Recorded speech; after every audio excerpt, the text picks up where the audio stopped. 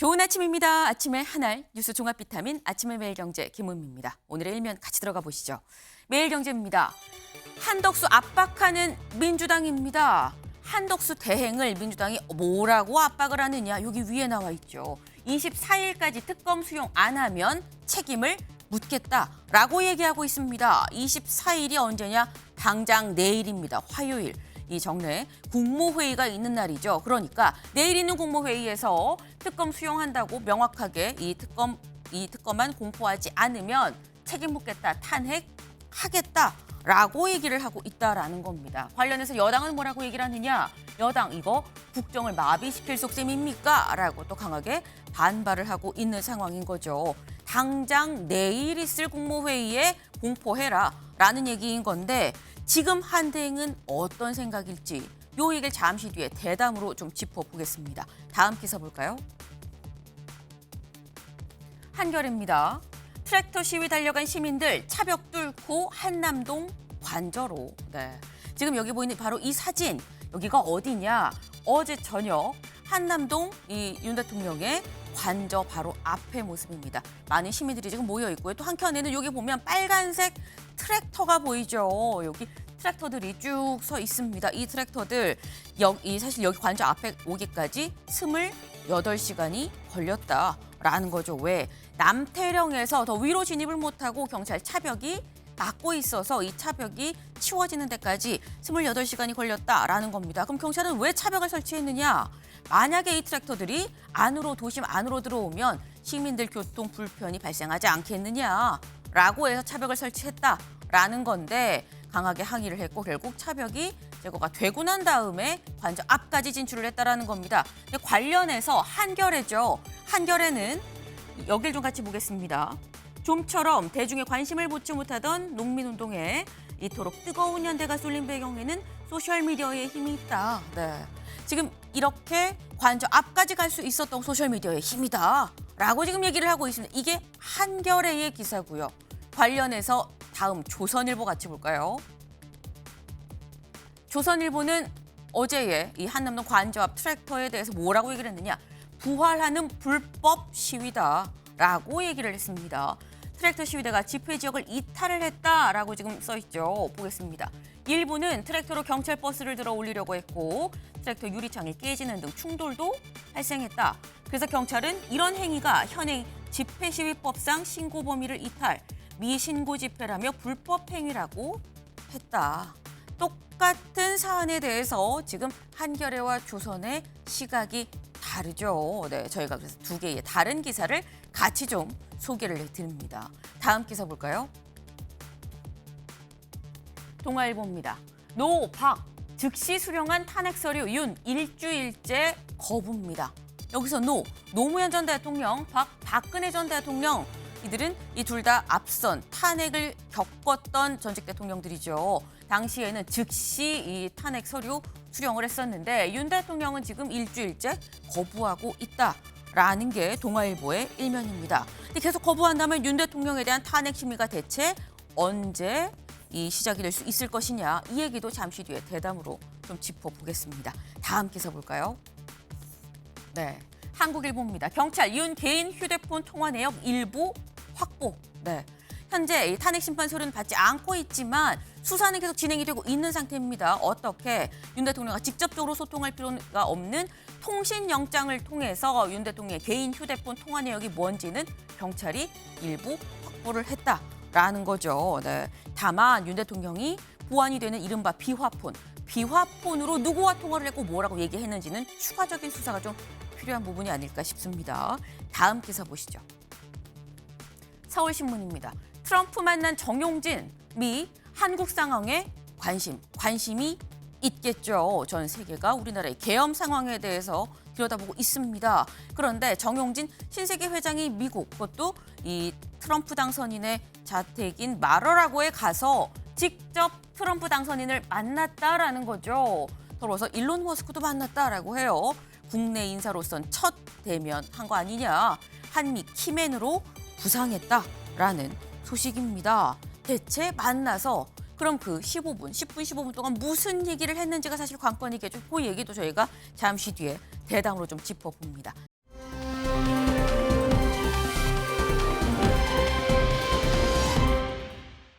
사진 기사 같이 볼까요? 네. 건물에, 고층 건물에 뭔가 폭발이 일어났죠. 네. 이거 9.11 테러 때 그때의 모습인가 싶을 수 있는데 아닙니다. 여긴 어디냐? 러시아에 있는 빌딩입니다. 러시아에 있는 빌딩에 여기 보면 드론이 한 대 와서 부딪혀서 폭발로 이어졌다라는 거죠. 영상 같이 보고 올까요?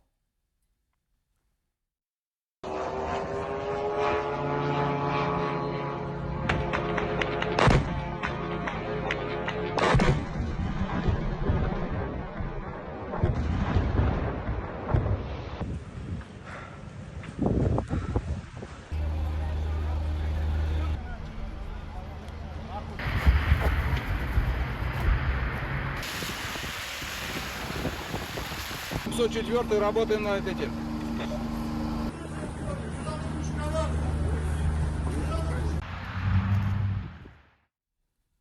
네.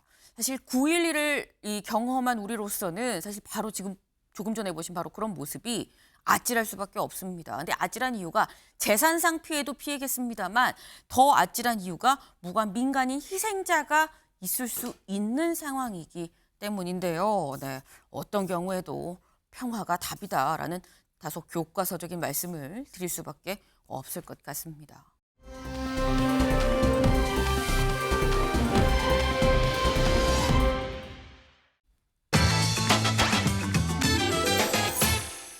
네, 비타민입니다. 기사 같이 보시죠.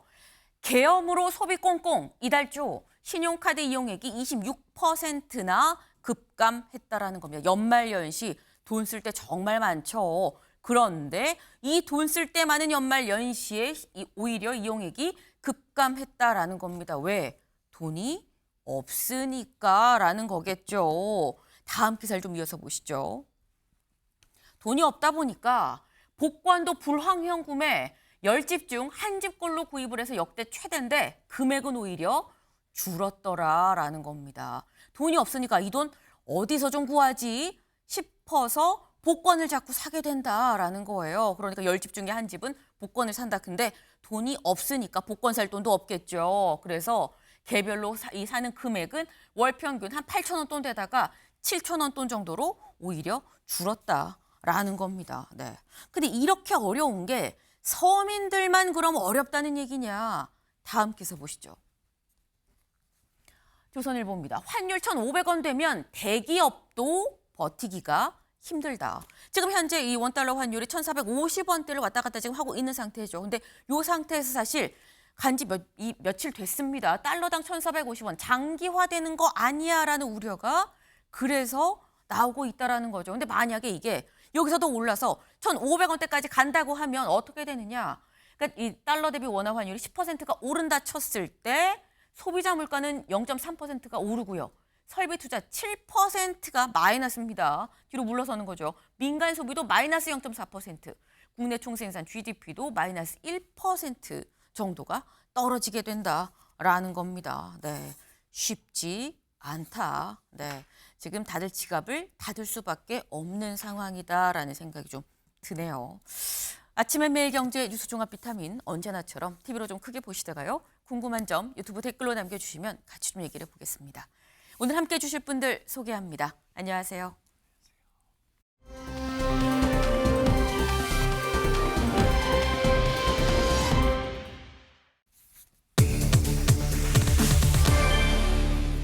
이부 탄핵? 네, 무슨 얘기인지 기사 같이 보겠습니다. 내일까지 특검 수용, 한덕수 탄핵 앞세워 민주당 최후 통첩입니다. 민주당에서 최후 통첩을 날렸습니다. 직접 들어보고 오시죠. 본질적으로 거부권 행사는 기존 윤석열의 국정기조를 그대로 따르겠다는 뜻으로밖에 해석할 수 없습니다. 총리가 내란 대행을 하고 있는 것 아니냐는 의심이 나오는 이유입니다. 나라가 망하든 말든 국민이 죽든 말든 내란 수계의 화려한 복귀를 꿈꾸는 것이 아니라면 즉시 공포해야 합니다. 24일까지 상설특검 후보의 추천 의뢰 그리고 특검 공포가 이루어지지 않는다면 그 즉시 책임을 묻겠습니다. 네. 박찬대 이 원내대표가 직접적으로 얘기를 했죠. 콕 집어서 24일 있을 국무회의, 24일 오전에 있을 국무회의에 특검안을 공포하지 않는다고 한다면 그날 오후에 바로 탄핵소추안을 발의하겠다라고 얘기를 했습니다. 근데 이게 김진욱 대변인님, 특검 시한이 원래 시한으로 따지면 1월 1일입니다. 그리고 여기서 하루 앞당겨서 한대행이 12월 31일까지 하겠다라고도 얘기를 했었어요. 근데 민주당은 앞당겨서 24일. 국무회의가 24일에 있기 때문 아니냐라고 할 수 있지만 목요일 임시국무회의도 사실 있긴 있는데 콕 집어서 크리스마스 이브날 24일로 찝은 이유가 있습니까? 더 이상 특검법 공포를 연기해야 할 명분도 이유도 없다. 이렇게 지금 보고 있는 것이고요. 지금 한덕수 권한대행의 이 애매모호한 태도가 네. 계속해서 국민들의 불안을 자극하고 있다. 국민들의 그 특검이 통과되어야 지난 12.3 비상계엄이라든지 아니면 12.3 내란 사태에 대한 어느 정도의 수습안이 보일 텐데 네. 그런 부분들에 대해서 지금 한덕수 권한대행이 전혀 움직이지 않는 미온적인 태도를 보이고 있다. 이런 부분들에 대해서 일단 민주당 차원에서 굉장히 강력한 경고의 메시지를 날린 것이라고 보여지고요. 지금 내일입니다. 내일 국무회의가 있는데 이 국무회의에서 특검을 공포해야 네. 이제 작동이 되는 거예요. 지금 어제 지금 어제 민주당에서 세 가지를 주문했습니다. 네. 이미 이 상설 특검이 통과가 되어 있지 않습니까? 이렇다면 이것은 국무회의에 갈 것도 아니고 즉시 특검을 추천해야 되는데 일단 그 부분을 안 하고 있다. 벌써 열흘이 넘었다. 이런 것도 굉장히 미온적인 태도. 두 번째는 지금 이 특검에 대해서 지금 계속해서 검토 중이다라고 하는데 네. 이미 이 특검에 대해서는 굉장히 국민적 여론도 높았고 이게 처음도 아닙니다. 그리고 명태균 씨의 어떤 뭐 육성 녹취라든가 이런 것들이 공개되면서 윤석열, 김건희 이 두 부부에 대한 공천 개입 의혹이 상당 부분 사실관계를 파악해야 할 정도로 이미 확인이 되어 있다. 이 부분에 대해서 왜 지금 그렇게 머뭇거리고 있는 행동을 하느냐 이런 부분들에 대해서 저희가 이제 강력하게 얘기를 한 것이고요. 내일이 지나고 나면 사실 이제 지금 오늘 내일 이틀 동안 헌법재판관들에 대한 인사청문회가 있는데 네. 이 부분에 대한 답변도 없는 상태에서 더 이상 이걸 길게 시간을 가지고 갈 이유가 없다 이렇게 판단을 한 것 같습니다. 네.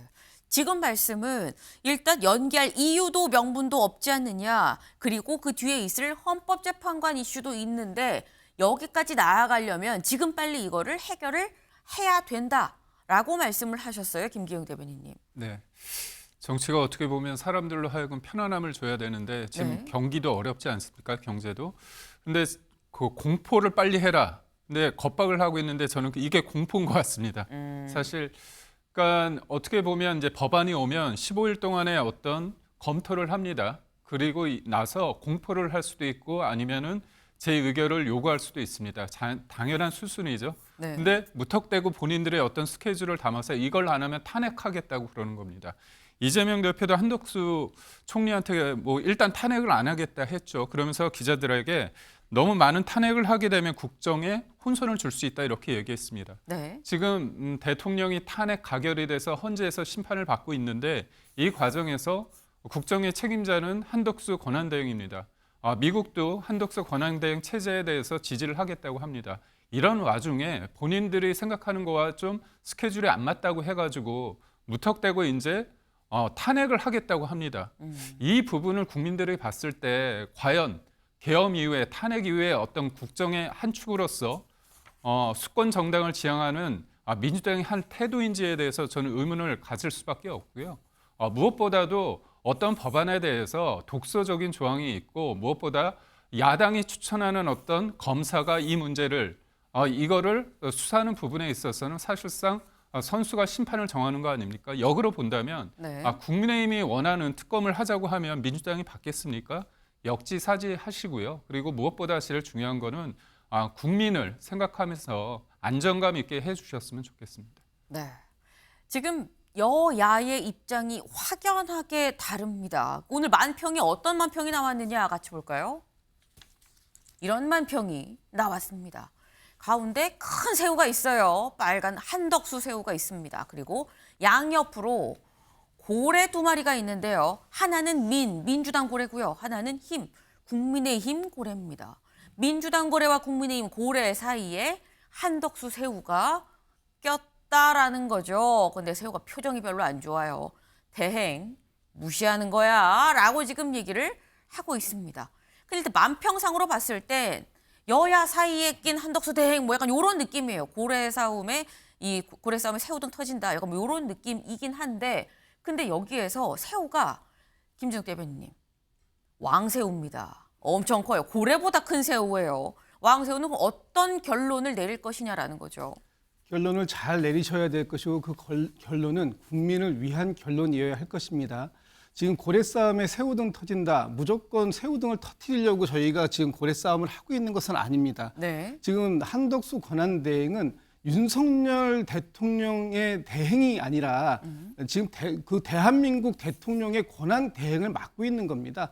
지금 누구를 보호하기 위해서 대통령의 권한 대행 역할을 하게 되면 결국은 민주당이 얘기하는 것처럼 내란을 대행해주는 역할밖에 못할 것이다. 이런 것을 앞으로 국가의 역사가 기록할 것이다라는 부분을 잘 판단하셔야 된다. 지금 한덕수 권한 대행께서 뭐 심사숙고하시는 건 다 좋습니다. 그러나 헌법을 위반해서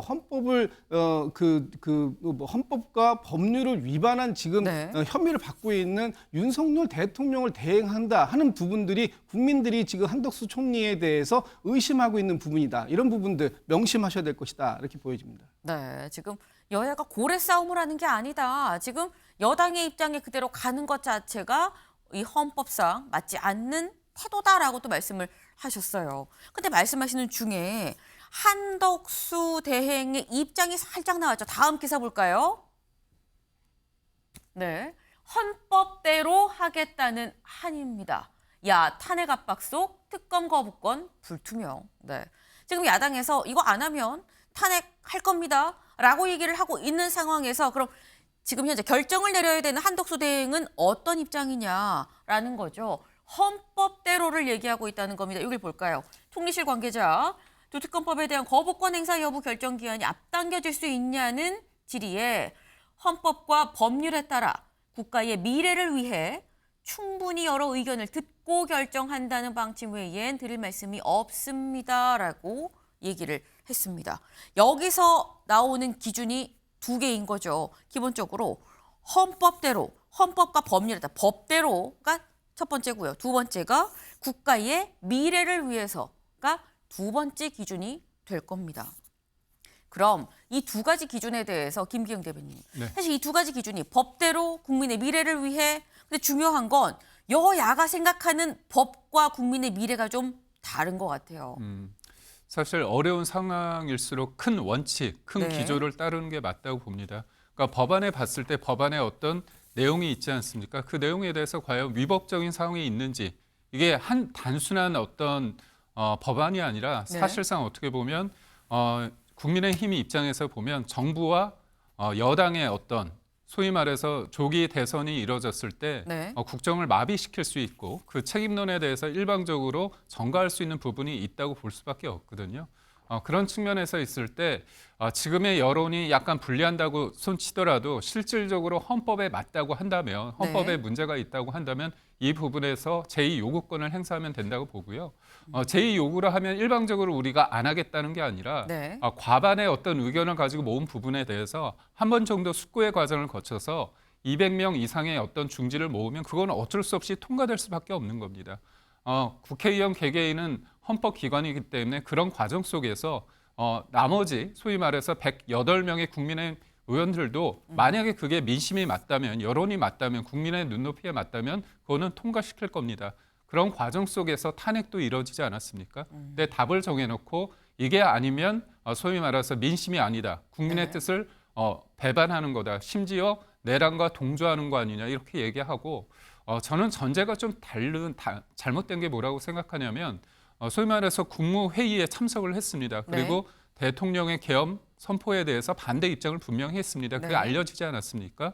근데 그런데도 내란의 공범이다 이런 프레임을 통해서 일종의 압박을 하고 있습니다. 이건 수사 결과가 나온 것도 아닙니다. 그런 측면에서 국정에 어떻게 보면 이 혼란기의 중심이 될 수밖에 없는 한덕수 권한대행 체제를 무너뜨리고자 하는 그 겁박하는 행위에 대해서는 국민이 좌시하지 않을 거라고 봅니다. 네. 지금 야당이 하는 행동은 겁박행위다라고 말씀을 하셨어요. 사실 지금 시안이 명확하게 지금 민주당에서는 제시를 한 상황이죠. 내일 국무회의입니다. 내일 국무회의까지, 그러니까 내일 오후로 넘어가지도 않아요. 내일 오전까지 가타부타 결론을 내야 된다. 그리고 우리가 생각하는 결론은 이 특검안 공포하고 상설특검 이 특검들에 대해서 추천안을 좀 추천을 해야 된다라고 얘기를 하고 있는 건데 관련돼서 저희가 가능성을 몇 개 시나리오로 좀 정리를 좀 해봤습니다. 같이 볼까요? 네, 이렇게 될 것 같아요. 한덕수 대행이 어떤 선택을 할 수 있을 것이냐. 일단 내란 특검만 아예 거부. 그러니까 특검을 추천을 하지 않는 거죠. 김건희 여사 특검에 대해서 거부권을 행사하는 거. 이것만 내란 특검법만 아니면 김건희 여사 특검만 아니면 둘 다 사실상 거부하는 거 아니면 둘 다 수용을 하는 거 아니면 사실 5번도 있을 수 있는 게 김준욱 대변인님 그냥 결정 없이 침묵하고 24일 오전을 넘길 수도 있어요. 어떤 가능성이 현재로서 그러니까 해야 된다가 아니라 가능성이 어떤 게 높다고 보십니까? 글쎄요, 뭐 가능성은 저희 1, 2, 3, 4번 다 있겠죠. 그러나 네. 지금 그 한덕수 권한 대행께서 하셔야 될 것은 국민의 여론 잘 보셔야 됩니다. 국민들께서 지금 12.3 비상계엄이 위헌적이다, 위법적이다 이런 부분들 몰라서 가만히 있는 거 아닙니다. 또 그 당시에 한덕수 총리가 과연 진정성 있게 이 계엄을 막기 위해서 얼마만큼 노력했었는가 하는 부분에 대해서도 이미 국민들은 평가했어요. 네. 한덕수 총리께서 당시 그것이 잘된 일이라고 했다면 국회에 나와서 머리를 3번씩 4번씩 숙여가면서 사과했겠습니까? 아니지 않습니까? 잘못된 거 인정하는 것이잖아요. 잘못된 것을 인정하는 부분에 가장 책임 있는 모습은 무엇이냐? 이번 내란 사건을 조사할 수 있는 특검을 빨리 통과시키고 또 김건희 여사에 대한 특검도 국민들께서 이미 많이 궁금해하시고 계신 부분을 넘어서고 있어요. 그리고 명태균 씨가 황금펀드 제출한 마당에 거기에 지금 다 들어있다는 거 아닙니까? 윤석열 대통령의 녹취, 김건희 여사의 녹취 다 들어있다라는 거예요. 그렇다면 이제까지 무엇을 했느냐 하는 부분에 대해서는 묻지 않겠습니다. 앞으로 빨리 이 부분을 해소해야 된다라는 것이 지금 국민들이 원하시는 길이기 때문에 국민들이 원하는 방법을 따라가는 것이 지금 한덕수 권한 대행이 하셔야 할 일이다. 다시 한번 강조해서 말씀드립니다. 네. 국민들이 원하는 게 무엇이냐. 그걸 생각한다면 한 대행이 명확하게 결정을 내릴 수 있을 것이다. 라는 말씀이에요. 그럼 다 수용하고 공포하고 특검 추천하고 해야 된다라고 말씀을 지금 하시는 겁니다. 그리고 그게 안 된다고 하면 우리 탄핵을 하겠다라고 얘기를 하고 있는 거죠. 다음 기사를 좀 볼까요?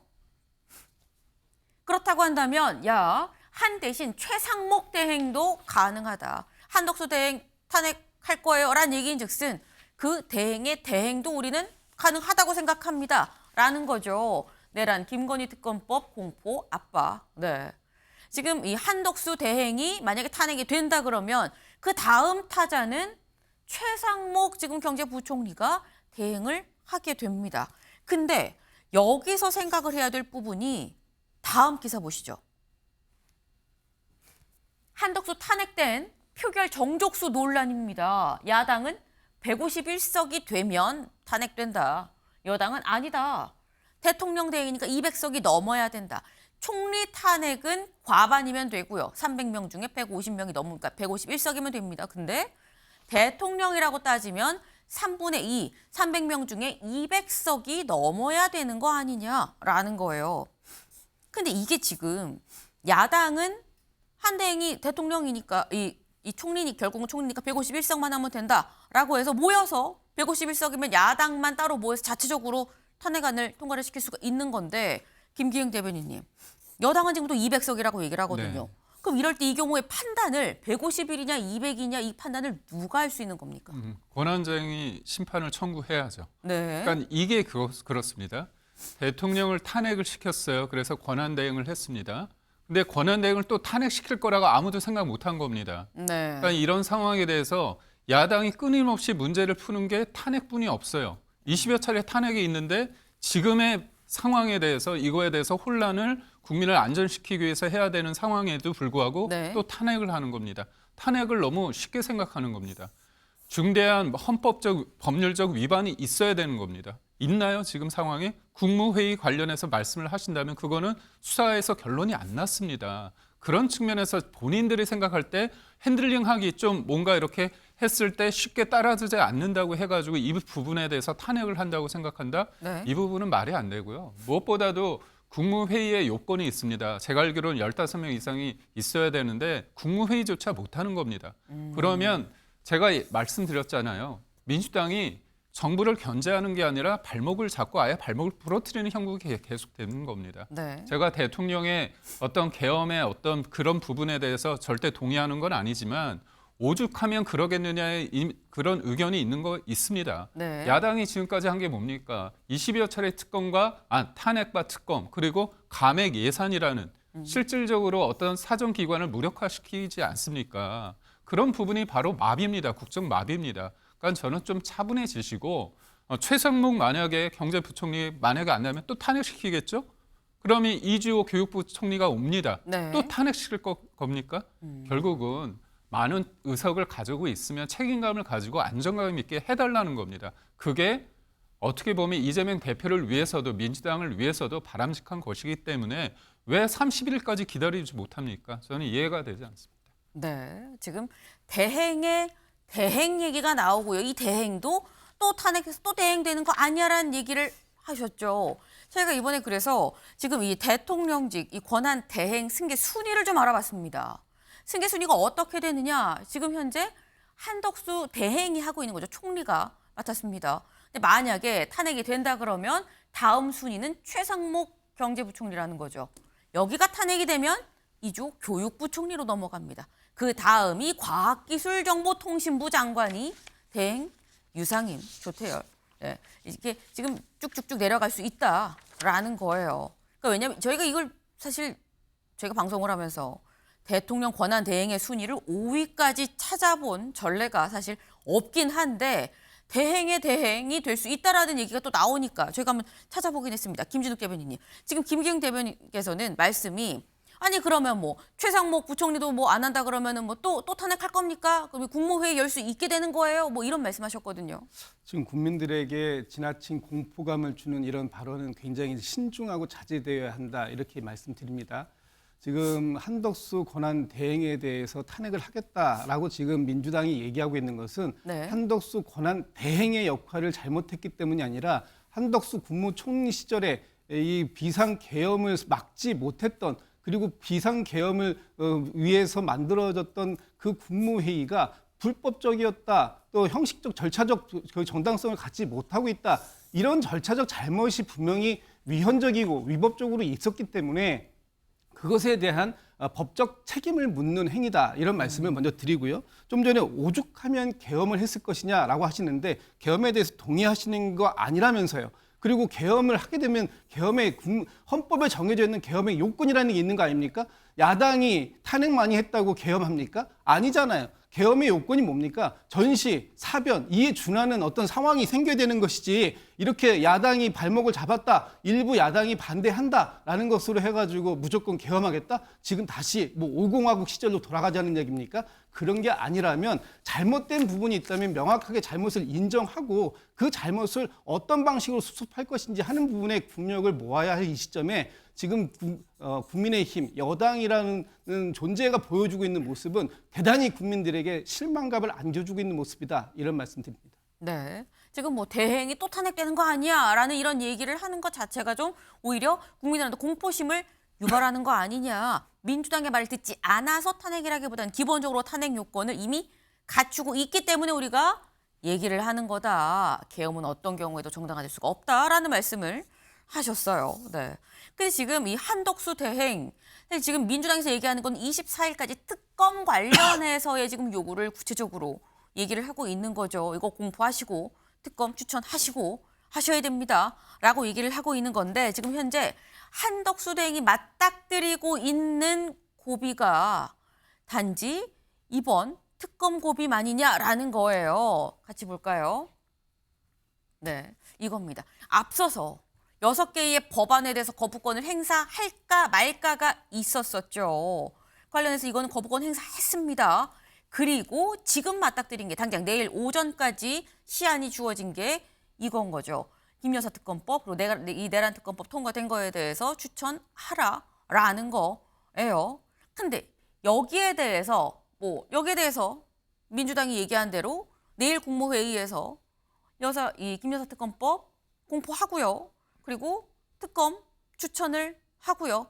그런다고 해도 설혹 그렇다고 해도 남아있는 게 헌법재판관이 또 남아 있습니다. 그럼 김진욱 대변인님 여쭤볼게. 여기에 대해서 특검에 대해서 민주당 얘기처럼 다 해요.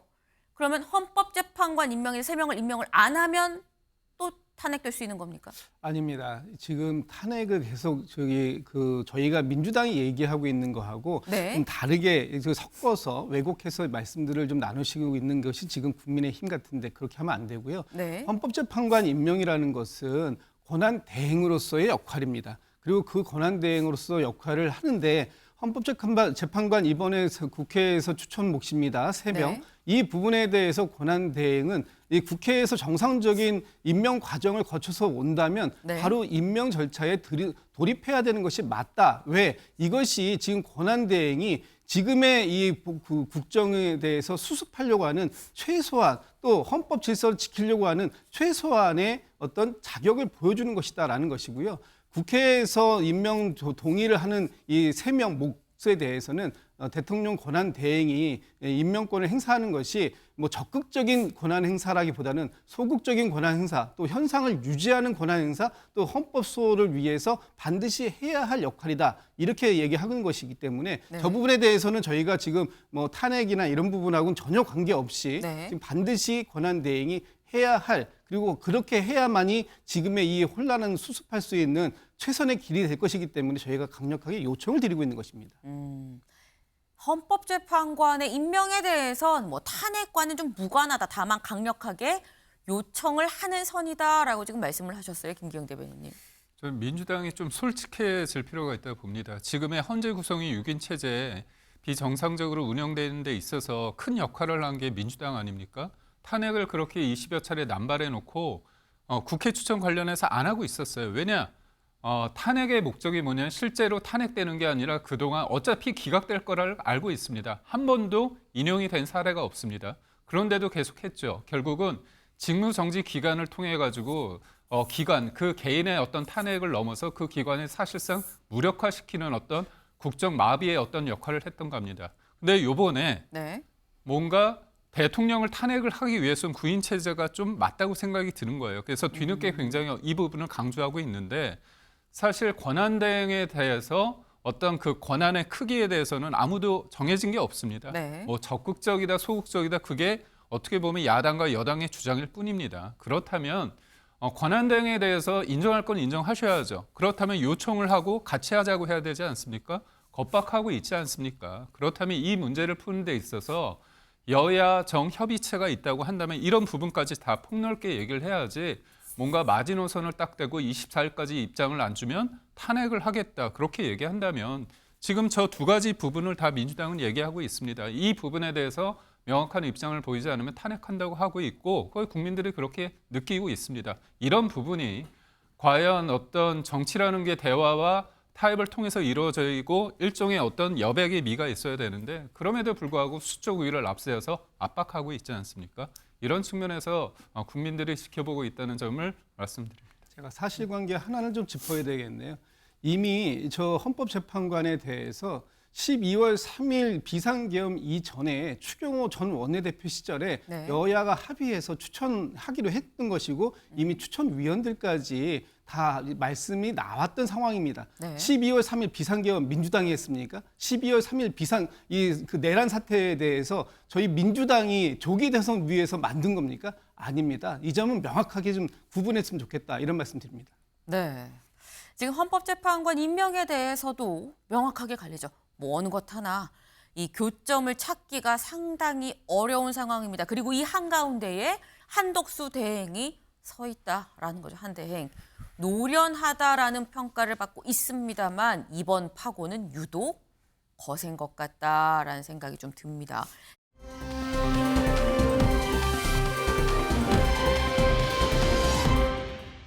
사람에 주목해보는 시간이죠. 아침엔 피플입니다.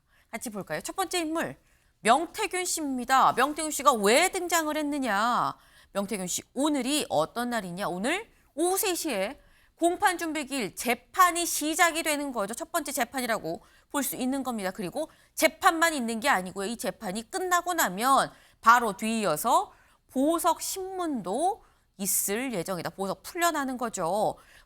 저 좀 내보내주세요라고 신청을 했기 때문에 여기에 대해서 이 석방을 할 수 있을지 없을지 여부를 오늘 신문하는 과정까지도 같이 이어질 거다라는 겁니다. 근데 김기영 대변인님 아마 아실 거라고 생각을 해요.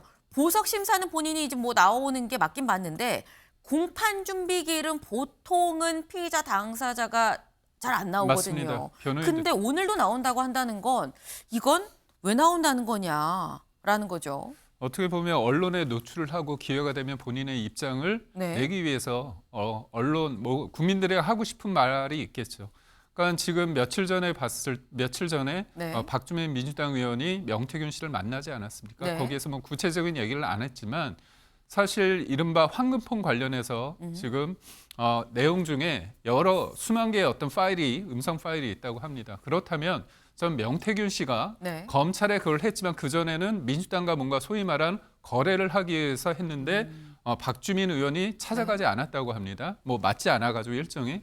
그렇다면 전 명태균 씨가 사실상의 어떤 네. 진실을 위해서 한다면 검찰 수사를 받으시면 되는데 그걸 가지고 뭔가 소위 말해서 거래를 하기 위한 끊임없는 노력을 한다는 거죠. 네. 그게 과연 진실을 위한 것인지 아니면 본인이 살고자 정치권의 어떤 힘을 빌리고자 하는지 이에 대해서는 명확히 국민들이 바라보고 있기 때문에 이 부분에 대해서는 과하면 저는 탈이 날 수밖에 없다 봅니다. 네. 명태균 씨가 굳이 보석 심사 말고 그 이전에 좀 더 일찍 와서 공판 준비 기일까지도 참석을 하겠다고 하는 이유는 뭔가 공개적으로 하고픈 얘기가 있어서 아니겠느냐라는 말씀을 하셨어요. 사실 변호인 측에서는 뭐라고 얘기를 했냐면 우리 검찰에 다 줬어요라고 얘기를 했었죠. 들어보고 오실까요? 휴대폰 등을 민주당에 제출할 수 있다라고 의사를 표시했습니다. 그런데 12월 12일 오전에 교도소에 명태균 씨를 접견하기로 한 박주민 의원이 접견을 취소해버리면서 약속을 어기게 됩니다. 명태균 씨는 약속을 저버리는 민주당을 믿을 수 없다, 신뢰할 수 없다 이렇게 판단하여 검찰에 제출하기로 하고 네. 박주민 의원이랑 만나기로 했지만 만나지 못했고 그래서 검찰에 이 이른바 황금폰을 줬다라고 좀 얘기를 하고 있죠.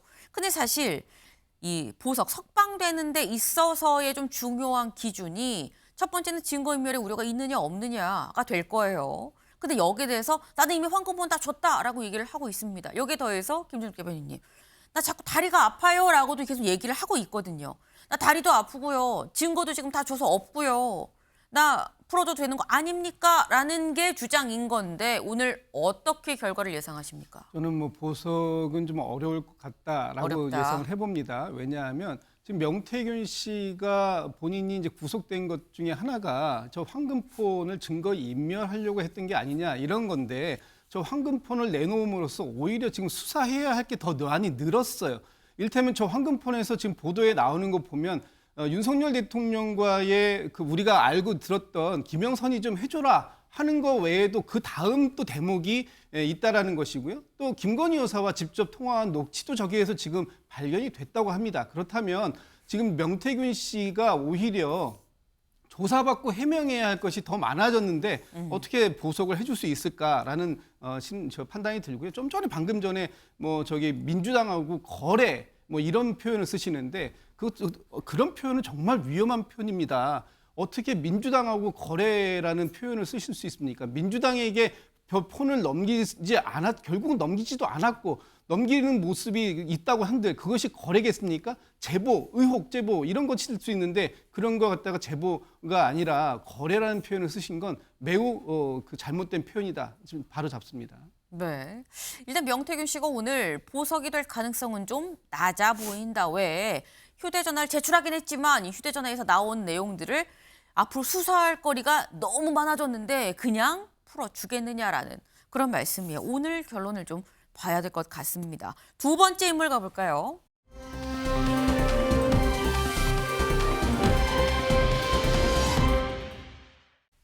두 번째 인물 누구냐? 정용진 신세계 회장이죠. 왜 등장했는지 기사같이 보겠습니다. 네, 정용진 트럼프 측근 한국에 관심 표해 저력 믿어달라 했다라고 얘기를 했습니다. 정용진 회장 지난 16일에 미국에 갔습니다. 그냥 미국 아니고요. 미국의 플로리다에 마러라고에 가서 무려 5박 6일을 있다가 어제 귀국했습니다. 귀국하면서 뭐라고 했는지 들어보시죠.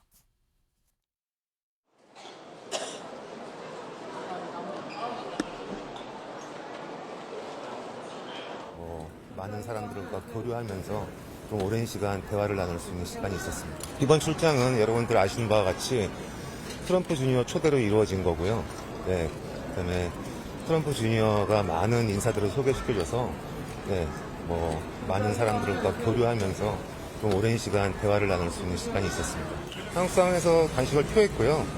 네, 저는 그 사람들한테 대한민국은 저력 있는 나라니까 믿고 기다려달라. 사업하는 입장에서 제가 맡은 위치에서 열심히 하려고 하고 있습니다.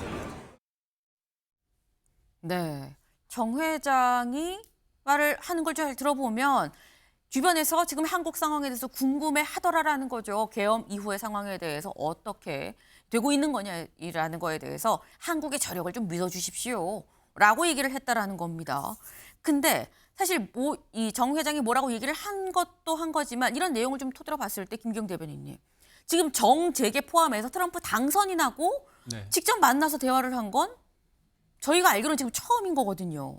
그럼 한미 키맨이 될 것이냐라는 겁니다. 지금의 상황에서 일종의 네. 가교 역할을 충분히 할 수 있다고 봅니다. 제가 좀 알아보니까요. 네. 정용진 회장 같은 경우는 트럼프 주니어하고 되게 각별한 사이입니다. 그러니까 우리가 알듯이 이제 트럼프는 복음주의 보수 기독교에 큰 지지를 받지 않았습니까? 네. 그리고 본인이 매주 20여 년 동안 예배를 본다고 합니다. 거기에 목사님이 화이트 목사인데 영적 멘토라고 불립니다. 근데 그분이 우리나라의 어떤 이영훈 목사, 순복음교회 목사님하고 되게 긴밀한 관계라고 하는데 네. 트럼프 주니어가 지난 8월에 순복음교회에 왔었습니다. 왔었죠. 네, 그때도 이제 정용진 회장과 만났는데 사실 정용진 회장도 기독교, 개신교 신자거든요. 네. 독실한 그런 측면에서 몇 년 전부터 이런 신앙을 토대로 해가지고 긴밀한 관계가 있습니다. 그렇기 때문에 정용진 회장 같은 경우는 네. 신세계가 미국의 소위 말한 사업의 큰 어떤 비중이 크진 않음에도 불구하고 이런 개인적인 어떤 친분을 통해서 일정 부분 역할을 할 수 있다고 보고요. 네. 한 예로 제가 앞서 말씀드린 이영훈 목사 같은 경우는 2018년도에 북미 회담이 좀 어그러졌을 때 네. 재추진하는 상황, 그다음에 방위비임 분담금 관련해서 트럼프가 굉장히 강한 메시지를 던질 때 이 네. 부분을 좀 완화시키는 역할도 했다고 합니다. 지금 한국 정부의 조금 어려운 상황 속에서 교계든 아니면 정계든 할 수 있는 트럼프와 옷깃만 스친 모든 사람들이 조금 적극적으로 나설 때가 아닌가 싶습니다. 네.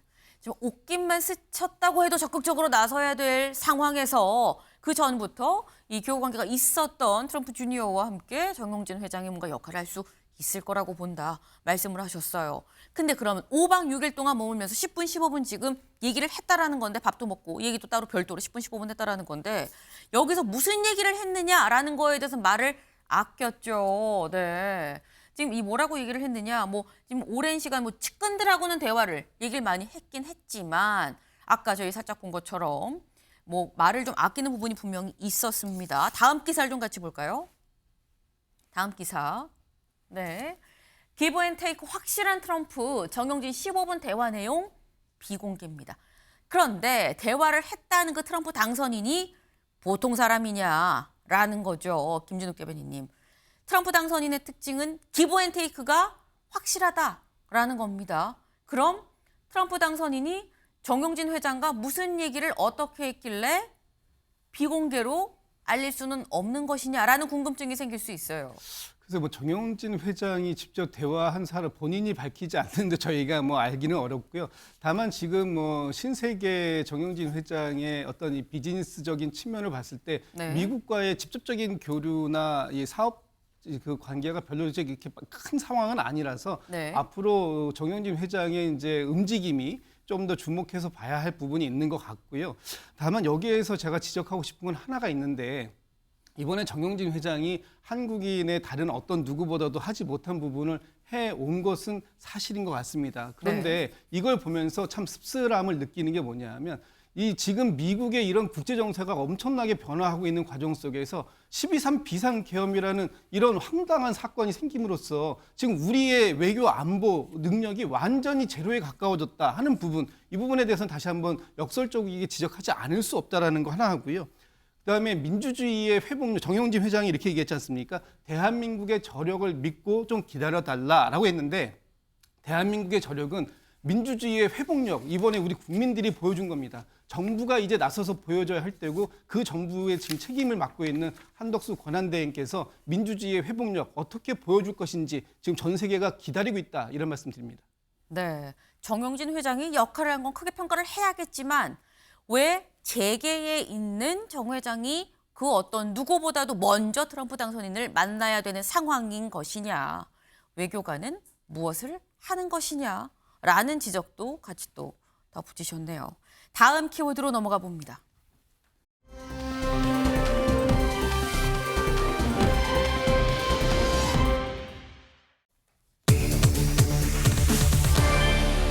민간인입니다. 기사 같이 볼까요? 선관위 장악, 제2수사단 작전, 치밀했던 햄버거 회동입니다. 저희가 일전에 햄버거 회동 말씀을 드렸었죠. 안산의 한 프랜차이즈 햄버거 가게에서 모여서 계엄 논의를 했더라 라는 말씀을 드렸었어요. 근데 이 햄버거 회동이 한 번이 아니었다라는 거죠. 그 이후에 한 번 더 있었다라는 겁니다. 여기를 좀 보겠습니다. 여기 위에 12월 1일, 그러니까 계엄 선언 이틀 전에 한 번 저희가 일전에 말씀드렸던 햄버거 회동이 있었다는 거죠. 이 자리에 있었던 게 노상원 전 정보사령관, 문상호 정보사령관, 그리고 정모대령, 김모대령. 그런 저희가 말씀드리면서 여기는 사실 퇴역하고 민간인인데 이 자리에 있었어요 라는 말씀을 드렸었는데 이건 첫 번째 회동이었었고요. 여길 좀 보겠습니다. 두 번째 회동이 똑같은 햄버거 가게에서 또 있었다라는 거죠. 여기에선 노상원 정보사령관은 공통이에요. 여기서 부른 거죠. 누가 왔느냐? 9.3의 제2기갑 여단장, 그리고 김용군 전 국방조사본부 수사단장, 그리고 국방부 조사본부 뭐 대령, 여긴 현역인 거죠. 근데 여기도 네, 지금 노상원 전 정보사령관을 제외한 나머지 사람들은 다 1차에서 없었던 사람들이 등장을 했다라는 겁니다. 네, 이게 지금 보니까 김광삼 변호사님 2차 회동까지 있었어요. 근데 구성원이 다릅니다.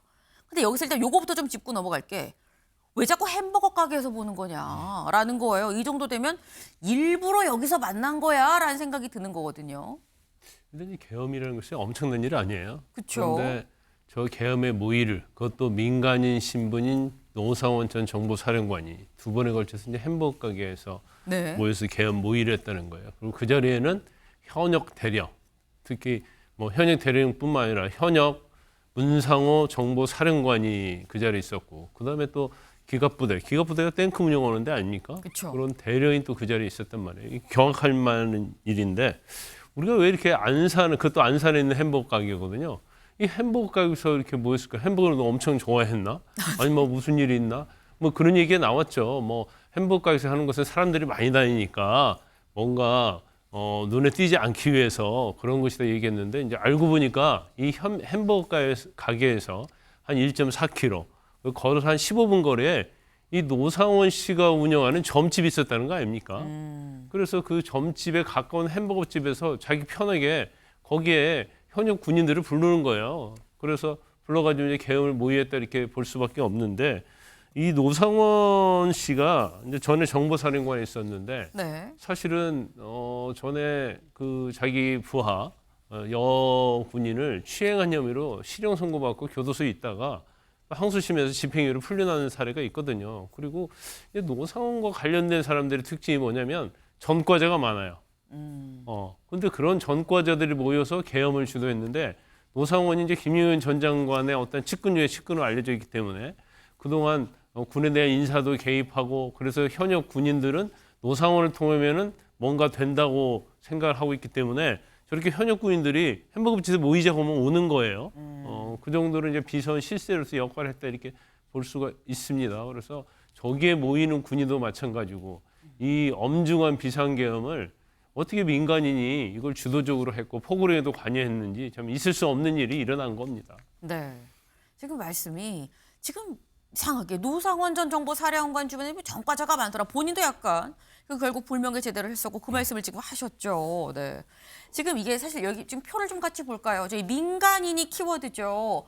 기본적으로 노상원 전 정보사령관이 계엄 모의를 할 그 당시에 민간인이었습니다. 그런데 여기뿐만 아니라 어제 경찰에 구속된 김용군 전 국방조사본부 수사단장, 그러니까 국방조사본부 헌병을 얘기를 하는 거죠. 헌병대 이 수사단장도 전직이에요. 만났을 이 당시에 이미 전직이었다.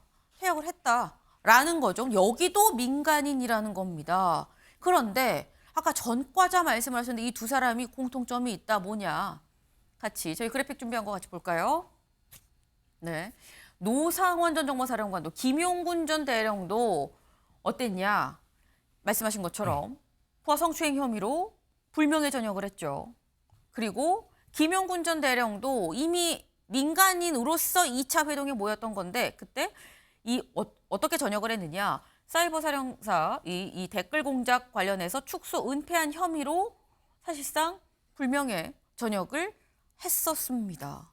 근데 이게 민간인이 저희가 이게 김수민 의원님 그러니까 자꾸 보면 볼수록 여기서 민간인이 자꾸 드러나요. 왜 자꾸 민간인이 드러나는 것이냐라는 겁니다. 네, 전 세계적으로 정보기관에서 네. 오비라든지 민간인을 활용한 그런 공작들은 있었을 거예요. 뭐 그런 영화도 나온 적이 있죠. 근데 여기서 특이한 것은 네. 일단은 불명예 전역을 한 사람, 노상원 씨가 있다라고 하는 것이고 그들이 그런 사람이 햄버거집에 가서 군인들을 막 불러내면 현역 군인들이 가는 이런 것들이 굉장히 수상한 것이고 또 나아가서는 아까 전에 이제 방금 전에 전 세계적으로 오비라든지 민간 라인을 동원한 공작들은 정보기관에서 있을 수 있는 일이라고 말씀을 드렸지만 네. 근데 이것은 무슨 대북 공작을 한 것이 아니라 계엄, 내란에 관련된 얘기들을 한 거거든요. 네. 이런 것들은 굉장히 특이한 상황이라고 볼 수 있고 사실 현역 군인하고 달리 이 전역을 한 사람들의 특징은 그 군인들이 갖고 있는 일정 이런 것들에 얽매이지 않는다는 겁니다. 본인이 아하. 홀가분하게 움직일 수 있다라고 하는 첫 번째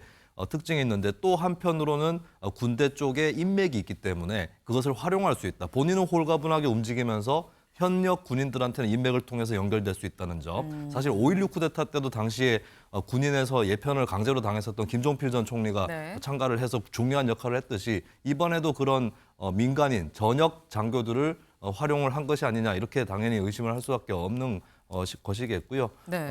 그리고 이제 뭐 햄버거집 회동이나 이런 것들을 이제 노상원 전 정보사령관이 본인이 정보 공작 경험이나 이런 것들을 봤을 때 점집이라든지 이런 데서 만나는 것보다 오히려 더 안전하다고 판단했을 겁니다. 그러니까 점집에서 만난다라고 하면은 사실 누군가가 그 출입을 추적을 한다거나 했을 때는 더 그것을 의심받기 마련인데 햄버거집에 네. 이제 사람들이 동선이 많고 또 만약에 누가 몰래 녹음을 한다고 해도 주변 소리에 섞이고 또 음악 소리 섞이고 이런 것들을 활용하지 않았을까. 네. 그러니까 본인의 어떤 경험과 그리고 현역 군인이 아니라고 하는 그 특징과 또 자신이 갖고 있는 인맥 이런 것들을 총동원해서 이런 행위들을 하지 않았나 싶습니다. 네.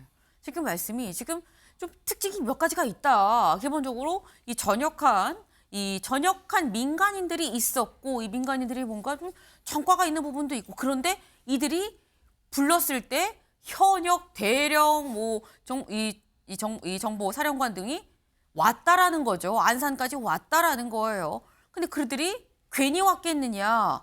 왜? 민간인 뒤에는 김용현 전 장관이 있으니까 전 장관을 보고서 그 자리에 온 거 아니겠느냐라는 겁니다. 그럼 지금 우리가 이번 사건에서 볼 수 있는 민간인이 이 둘뿐이냐는 거죠. 김용현 전 장관 옆에 한 명이 더 있었다라는 보도가 오늘 나왔습니다. 다음 기사 볼까요? 계엄 배후에 불명예 전역 민간인들, 전 헌병 수사단장들도 연루입니다. 네. 근데 관련해서 이 전 장관들도 연루가 됐다라는 것도 지금 저희가 지금까지 얘기를 한 부분인 거죠. 이거 말고 다음 기사 가보죠. 보살 양 박사 나라 흔든 계엄에 민간인 판쳤다. 여기서 말하는 보살이라 함은 노상원 전 정보사령관을 얘기를 하는 거죠. 그런데 양 박사가 등장을 합니다. 그럼 이번에 양 박사라는 이 민간인은 또 누구냐라는 건데 여기 좀 같이 볼까요? 김용현 전 장관의 집사인 양모 씨는 이미 고위공직자범죄수사처로부터 참고인 조사를 받았다.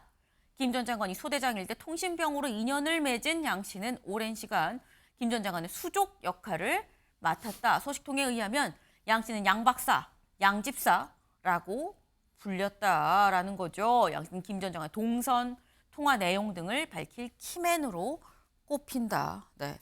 김용현 전 장관의 이른바 수족 집사 역할을 했었던 이른바 양 박사라는 사람이 또 있다라는 겁니다. 김광선 변호사님. 지금 민간인이 벌써 이렇게 되면 3명째 등장을 합니다. 원래 국방부 장관이잖아요. 네. 그러면 관련된 것은 다 시스템에서 운영이 돼야 하는데 지금 이 계엄 이전에도 국방부가 또 군이 시스템에서 운영이 되지 않았다는 걸 증명하는 겁니다. 지금 김용현 전 장관이 이제 중심에 서 있는데 본인의 이전에 있었던 인맥을 가지고 이제 계엄을 하려고 한 거예요. 네. 그런데 여기 특징이 있죠. 기존에 있던 인맥 중에서 이제 노상원 이 점집했다는 전 정보사령관 같은 경우에는 아까 말씀드린 것처럼 불명예 제도했잖아요. 강제추행으로. 네. 그러면서 계속 김용현과의 관계를 맺어왔고 관계 맺어온 것이 끝나지 않는 거예요. 지금 햄버거 가게 1차 회동 때는 문상호 정보사령관이 왔었잖아요. 네. 근데 이 사람도 사실은 사이버 댓글과 관련해서 또 하극상 문제로 옷을 벗으려고 했거든요. 근데 옷을 벗으려고 하다 보니까 자기는 살아남고 싶은 거예요. 그 인맥을 찾아보니까 노상원이를 잡으면 김용현과 연결이 되고 그럼 김용현이가 권력을 갖고 있기 때문에 네. 무조건 구해줄 수 있다 이렇게 생각을 한 거죠. 근데 마침 연줄은 잘 잡았어요. 네. 그래서 본인이 사실은 좌천되지 않고 자리를 그대로 유지할 수 있었어요.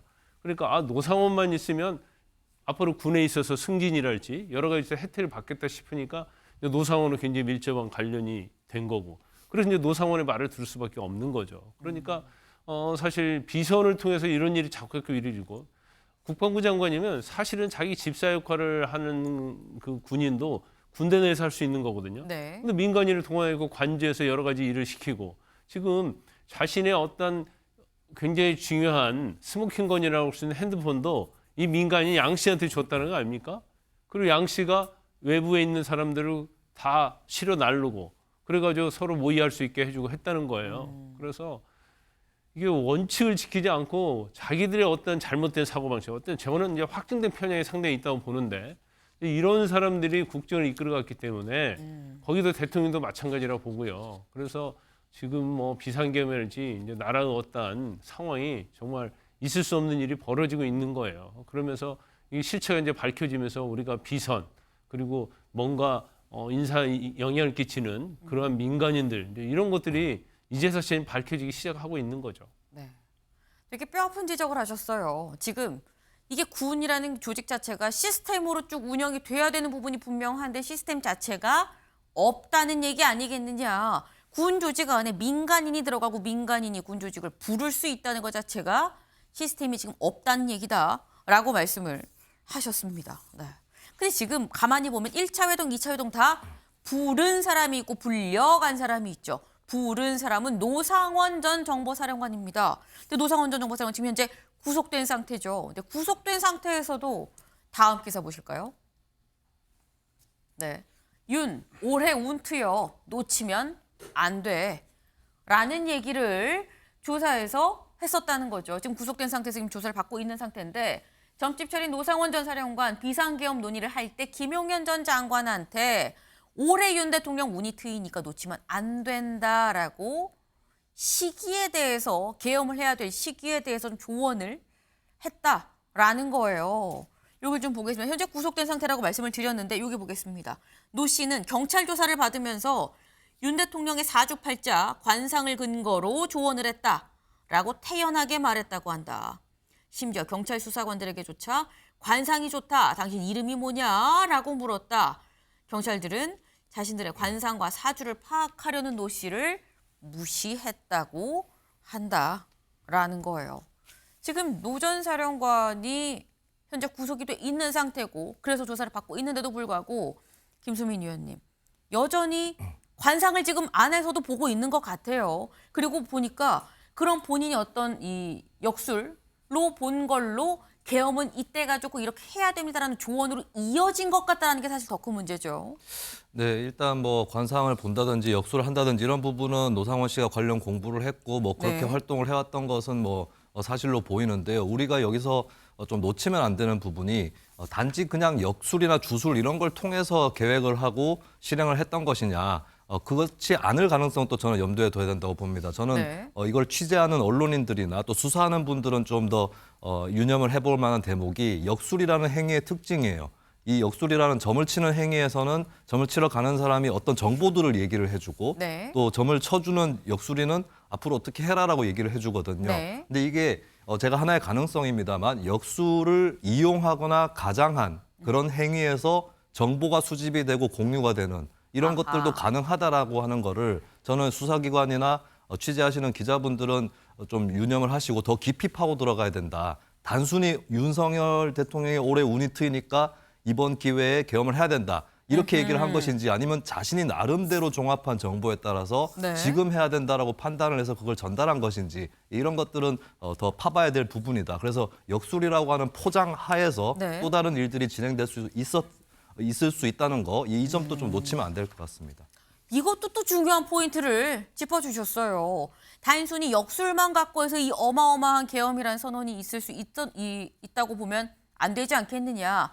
이 과정에서 어떠한 정보가 오갔는지, 그래서 중요한 정보가 민간으로 바깥으로 나간 부분은 없는 것인지 단순히 역술과 같은 약간 흥미성의 어떤 이런 사안을 갖고 더 중요한 사안이 묻힐 수도 있기 때문에 그 점도 주시해야 된다라는 말씀을 하셨습니다. 이 모든 게 지금 수사를 통해서 밝혀져야 될 부분인 거겠죠. 다음 키워드로 넘어가 봅니다.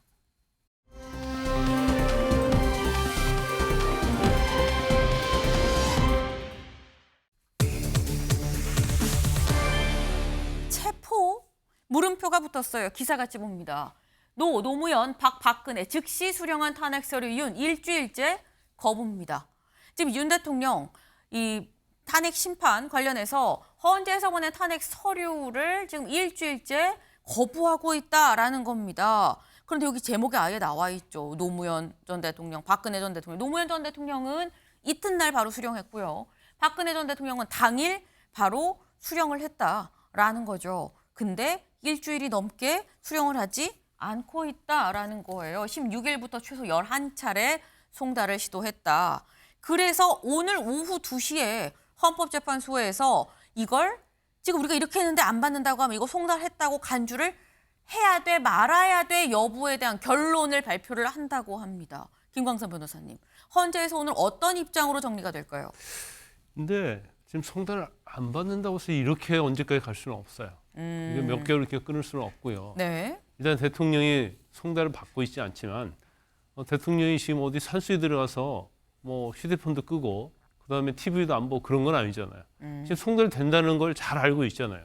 그러면서 고의적으로 거부하는 거 아니겠습니까? 그래서 사실 이게 대통령이 검찰총장 출신이고 네. 법을 제일 잘하는 사람이에요. 그런데 이상하게 대통령이 된다랄지 정치인이 되면 왜 이런 것들을 이렇게 악용하는지 도저히 알 수가 없어요. 이재명 대표도 마찬가지죠. 변호사 출신 아닙니까? 네. 똑같아요. 어떻게 보면 자기와 관련된 거에 있어서는 자기의 이익을 위해서 어떤 시스템을 갖다가 어떻게 보면 악용하는 그런 상황이다 보고 아마 이대로 갈 수는 없을 거예요. 그래서 본인이 만약에 네. 송달을 받지 못하는 사유가 있는데 지금 관제에 있잖아요. 그럼 사유가 못 받을 사유가 전혀 없습니다. 뭐 변호인이 아니 선임이 안 됐다 할지 그런다면 그건 공개적으로 얘기를 해야 하는 거죠. 네. 그래서 아마 헌법재판소에서는 특단의 조치를 취할 것이다. 그러면 송달 간주로 하는 그러한 제도가 있기 때문에 그런 제도를 이용해서 진행을 할 가능성이 크다 이렇게 봅니다. 지금 상황으로는 언제까지 미룰 수 없으니까 헌재에서도 특단의 조치, 송달로 간주를 하고 그냥 심리를 진행을 하지 않겠느냐라는 말씀을 하셨어요. 근데 사실 이게 지금 윤 대통령이 맞닥뜨린 게 이 헌재의 심리도 심리이긴 합니다만 또 하나는 수사 부분이 있는 거죠.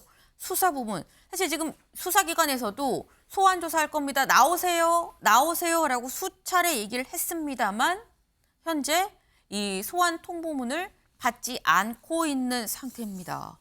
그러다 보니까 오늘 한국일보 기사 같이 볼까요? 한국일보 오늘 기사가 체포영장 요건 충분, 경호처가 집행 막아서면 물리적 충돌이 우려된다라는 거예요.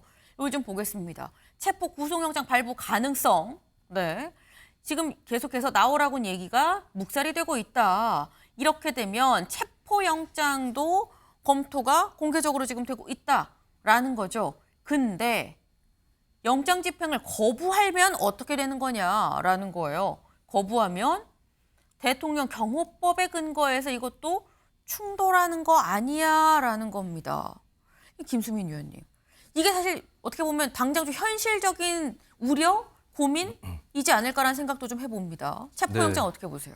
일단 윤 대통령이 소환에 추후에도 불응을 할 것으로 그렇게 보이는데 이것도 네. 뭐 수사기관에서 다 염두에 두고 있을 것이고 그 불응의 횟수들을 감안해서 결국에는 체포영장을 집행을 하려고 할 것 같고요. 네. 근데 우려되는 거는 경호처에서 기존의 관성대로 이걸 막을 가능성이 높고 또 보안시설이기 때문에 못 들어간다. 네. 이런 핑계를 댈 가능성이 상당히 높습니다. 물론 여기에 대해서는 공무집행 방해 또 직권남용 이런 것들 적용해서 경호처 관계자들 처벌받을 수 있겠고요. 네. 그러면 사실 윤석열 대통령이나 경호처장이 스스로 길을 열도록 하는 것이 도리에 맞는 것일 텐데 근데 현재까지의 태도로 봤을 땐 또 그렇게 안 할 것이다라고 보여집니다. 그럼 체포를 이걸 어떻게 해야 될 거냐. 여기서 또 크게 충돌이 일어날 수도 있고 아니면은 이게 그냥 대치 상태로 갈 수도 있는데 여기서 네. 수사기관이 그러면 체포에 응하지 않겠다면 바로 구속영장을 청구할 수 있다. 라고 수순을 그 다음으로 넘어갈 수도 있거든요. 근데 네. 여기서 또 윤석열 대통령이 그러면은 영장실질심사를 받으러 올 거냐 했을 네. 때 만약에 안 간다, 난 절대로 가지 않겠다라고 한다면 그때는 또 어떻게 될 것이냐.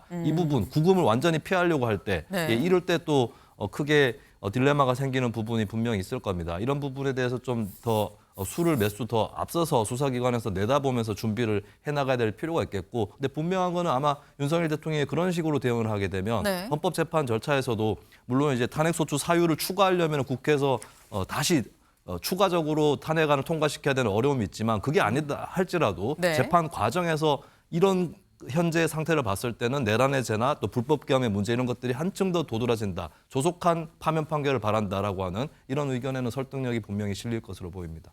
그럼 이거 짧게, 정말 짧게 여쭤볼게요. 김광선 변호사님, 대통령 경호법과 공무집행방해법과 둘 중에 어떤 게 우선합니까? 아니 이제 경호법은요. 네. 대통령의 경호를 불법 세력부터 경호하는 거예요. 영장을 가진 것은 정당한 직무집행이잖아요. 아하. 정당한 직무집행까지 경호로 막아서란 얘기는 아니에요. 네. 그러면 공무집행방해죄로 만약에 저렇게 되면 경찰의 대규모의 인원을 데리고 가서 만약에 반대하면 경호처 직원들 다 체포해야죠. 현행범으로 공무집행방해죄로. 네. 그리고 나 집행을 하는 게 맞아요. 그리고 대통령을 구속 안 할 수가 없어요. 네. 지금 대통령 경호법보단 공무집행방해죄가 더 우선할 수 있는 거다라는 말씀을 하셨습니다. 네. 저희가 오늘의 일정을 좀 살짝 좀 정리를 하려고 합니다. 네, 오늘의 주요 일정 요겁니다. 네, 뭐냐. 오늘 10시에 아까 말씀드렸죠. 헌법재판소에서 헌법재판관 마은혁 후보자들 인사청문회가 있습니다. 국회에서. 그리고 2시에는 또 다른 정계선 후보자에 대해서 인사청문회가 있습니다. 그리고 같은 시각 아까 말씀드린 것처럼 헌재에서 송달로 간주할 거냐 말 거냐 여부가 결정이 된다라는 거죠. 더불어서 아까 말씀드린 명태균 씨 그리고 김영선 등에 대한 공판 준비 기일이 잡혔고 명태균 씨에 대한 보석 청구 신문도 오늘 오후 3시에 예고가 돼 있다라는 겁니다. 오늘 눈여겨보셔야 될 부분들이네요. 저희가 준비한 소식 오늘 여기까지입니다. 오늘도 좋은 하루 보내세요.